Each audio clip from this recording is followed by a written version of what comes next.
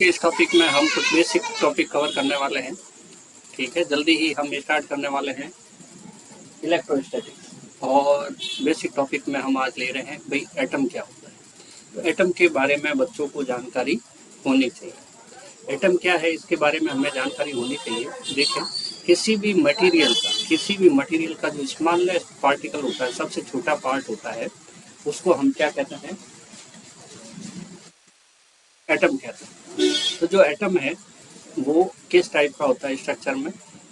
तो ये बना हुआ है, यहाँ पे हमारे पास एक न्यूक्लियस है और न्यूक्लियस के अंदर प्रोटॉन और न्यूट्रॉन होते हैं और इलेक्ट्रॉन इसके चारों तरफ रिवॉल्व करते रहते हैं। ठीक है, इस टाइप से हमारे पास इसका स्ट्रक्चर होता है। अब हम देख रहे हैं सेकंड कि एटम के बेसिक पार्टिकल कौन कौन से होते हैं। बेसिक पार्टिकल टोटल 3 होते हैं। अभी अभी हमने बताया है कि प्रोटॉन और न्यूट्रॉन न्यूक्लियस के अंदर रहते हैं और इलेक्ट्रॉन रिवॉल्व करते रहते हैं। तो ये इसके बेसिक पार्टिकल है। प्रोटॉन क्या होता है, इसमें हमें याद रखना है कि ये एक पॉजिटिव चार्ज है जो न्यूक्लियस के अंदर पाया जाता है, फाउंड इन न्यूक्लियस। ठीक है। सेकंड हमारे पास न्यूट्रॉन होता है। न्यूट्रॉन जो होता है वो न्यूट्रल पर कोई चार्ज नहीं होता है और ये भी न्यूक्लियस के अंदर, ये भी कहाँ होता है? न्यूक्लियस के अंदर। नेक्स्ट, तीसरा जो पार्टिकल है हमारे पास इलेक्ट्रॉन है और electron is the negative particle that revolves around the nucleus. ये बता चुके हैं। फिर देखते हैं हम एक स्ट्रक्चर के थ्रू कि ये हमारे पास न्यूक्लियस है और न्यूक्लियस के अंदर प्रोटॉन और न्यूट्रॉन है और इलेक्ट्रॉन न्यूक्लियस के चारों तरफ रिवॉल्व करते हैं एक फिक्स्ड ऑर्बिट के अंदर। तो यहाँ पे हम देखते हैं कि प्रोटॉन जो है, प्रोटॉन के ऊपर पॉजिटिव चार्ज होता है और इसको डिस्कवर किया था अर्नेस्ट रदरफोर्ड ने 1917। ठीक है। सेकंड न्यूट्रॉन है, ये न्यूट्रल पार्टिकल है, इसके ऊपर जो चार्ज रहता है वो 0 रहता है और इसको डिस्कवर किया था सर जेम्स चैडविक ने और इसीलिए इनको 1935 के अंदर क्या मिला था? नोबेल प्राइज मिला था। इलेक्ट्रॉन के ऊपर चार्ज ये रहता है -1.6 इंटू 10⁻⁹ कूलम और सेम चार्ज प्रोटॉन के ऊपर रहता है, लेकिन ये चार्ज प्लस का होता है प्रोटॉन के ऊपर। इलेक्ट्रॉन को डिस्कवर किया था सर जे थॉमसन ने 1897।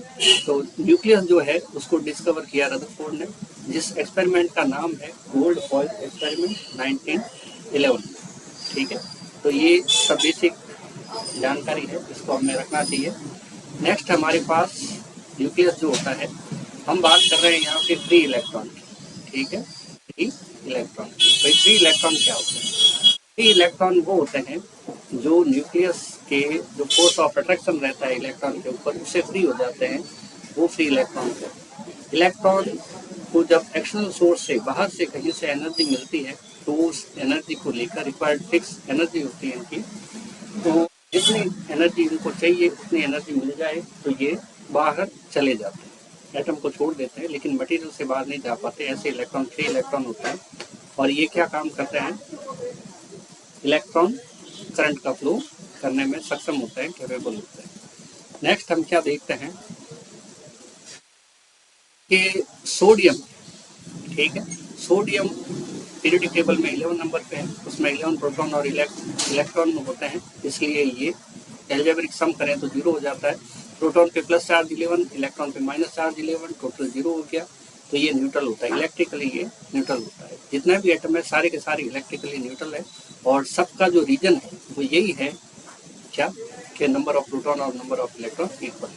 हम यहाँ समझ रहे हैं कि फ्री इलेक्ट्रॉन कैसे होते हैं और बाउंडेड इलेक्ट्रॉन कैसे होते हैं। तो 2n² फॉर्मूले से हमारे पास फर्स्ट ऑर्बिट में 2 इलेक्ट्रॉन, सेकंड में 8 इलेक्ट्रॉन और n इक्वल टू 1 पुट करो तो 1 का स्क्वायर 1 होता है, मल्टीप्लाई 2 किया तो हमारे पास 2 इलेक्ट्रॉन आएंगे। ठीक है। और n इक्वल टू अगर 2 करते हैं, अगर हम n इक्वल टू 2 करते हैं तो 2 का स्क्वायर क्या रहेगा? 4 रहेगा और 4 को 2 से मल्टीप्लाई किया कितना हो जाएगा? 8 इलेक्ट्रॉन हो जाएगा। और n की वैल्यू अगर पुट करते हैं 3 तो 3 का स्क्वायर रहेगा 9 और जो 9 को 2 से मल्टीप्लाई किया तो 18 इलेक्ट्रॉन रह जाएगा। मतलब फर्स्ट ऑर्बिट में 2 इलेक्ट्रॉन, सेकंड के अंदर 8 इलेक्ट्रॉन और थर्ड के अंदर जो 1 ही बचा है, टोटल 11 करना है। कैपेसिटी तो इसकी 18 इलेक्ट्रॉन की है लेकिन एक बचा। नेक्स्ट, अगर इस इलेक्ट्रॉन को जो आउटर मोस्ट ऑर्बिट के अंदर है, ये थोड़ा लूज बंधा हुआ होता है, डिस्टेंस न्यूक्लियस से काफ़ी ज़्यादा होने के कारण f is inversely proportional to r square. तो आर काफ़ी ज़्यादा होने के कारण जो फोर्स होएगा इस इलेक्ट्रॉन के ऊपर काफ़ी कम होगा। फोर्स कम होगा तो ये इलेक्ट्रॉन बाहर चला जाएगा, एटम को छोड़ देगा एनर्जी लेकर। तो यहाँ पे एक इलेक्ट्रॉन की कमी रहेगी। एक इलेक्ट्रॉन की कमी हमें शो करती है कि ये सोडियम जो बचा होगा वो पॉजिटिव हो जाएगा, और इलेक्ट्रॉन ये जो बाहर गया ये क्या कहलाएगा, फ्री इलेक्ट्रॉन कहलाएगा। और ये सारे जो 10 इलेक्ट्रॉन हुए वो क्या कहलाएंगे, बाउंडेड इलेक्ट्रॉन कहलाएंगे। ये जो 10 इलेक्ट्रॉन है, ये इलेक्ट्रॉन है वो फ्री इलेक्ट्रॉन करंट का फ्लो करता है, और ये जो 10 इलेक्ट्रॉन जो बाउंडेड है, जो न्यूक्लियस के चारों तरफ रिवॉल्व करते हैं, ये इलेक्ट्रॉन का फ्लो, करंट का फ्लो नहीं करते। ठीक है, आज के वीडियो में इतना ही, मिलता है नेक्स्ट